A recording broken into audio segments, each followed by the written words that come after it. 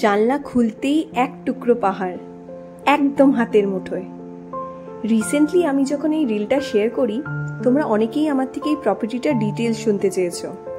সব ডিটেলস জানতে ভিডিওটি শেষ অবধি দেখো। কিছুদিন আগে আমরা চলে গেছিলাম কালিম্পংয়ের একটি সুন্দর রিসর্ট ফকটেল হাউসে।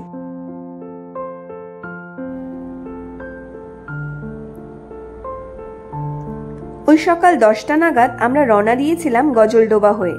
তারপর ডামডিম থেকে গরুবাথানের রুটটা ধরে পাপারখেতি পার করে একদম লাভার দিকে এগিয়ে যেতে হবে। কিন্তু লাভা পৌঁছানোর 10 কিলোমিটার আগেই তোমরা এই প্রপার্টিটার হোর্ডিং রাস্তায় দেখতে পারবে। আমাদের পৌঁছাতে প্রায় 3 ঘন্টা লেগে গেছিল। মাঝে অবশ্য আমরা একবার দাঁড়িয়েছিলাম ওই ব্রেকফাস্টের জন্য।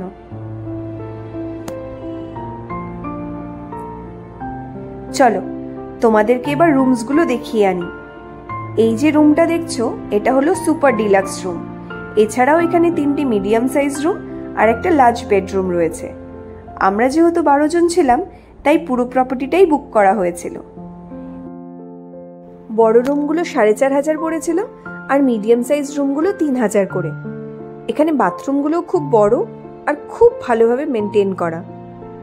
আমরা ওখানে পৌঁছেই সবার প্রথমে চলে যাই ইনফিনিটি পুলে।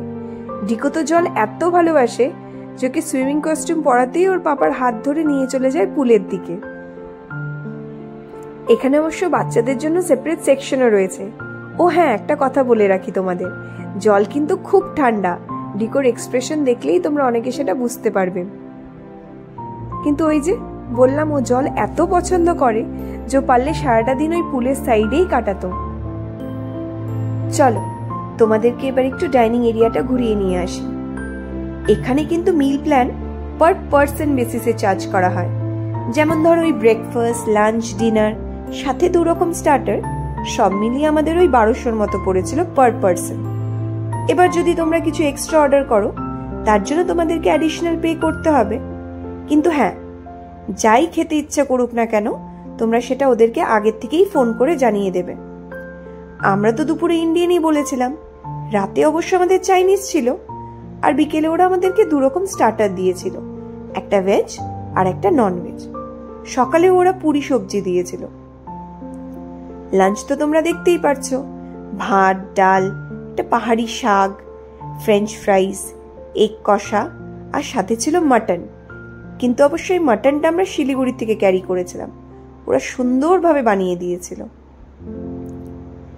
খাবার দাবার কিন্তু খুব টেস্টি ছিল, সবার খুব পছন্দ হয়েছিল। রাত্রের ক্লিপটা আমি অবশ্য নিতে পারিনি, কিন্তু চাইনিজটাও ওরা দারুণ বানিয়েছিল।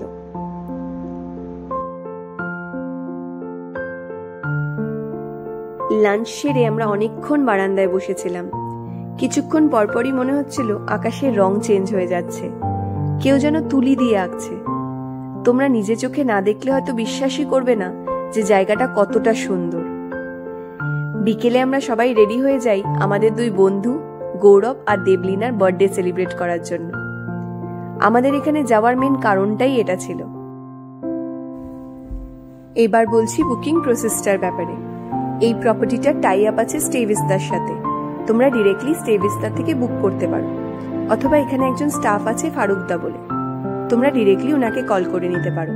ওনার কন্ট্যাক্ট ডিটেলস আমি স্ক্রিনে শেয়ার করব। কিন্তু হ্যাঁ, সিজন ওয়াইজ কিছু রেস চেঞ্জ হতে পারে।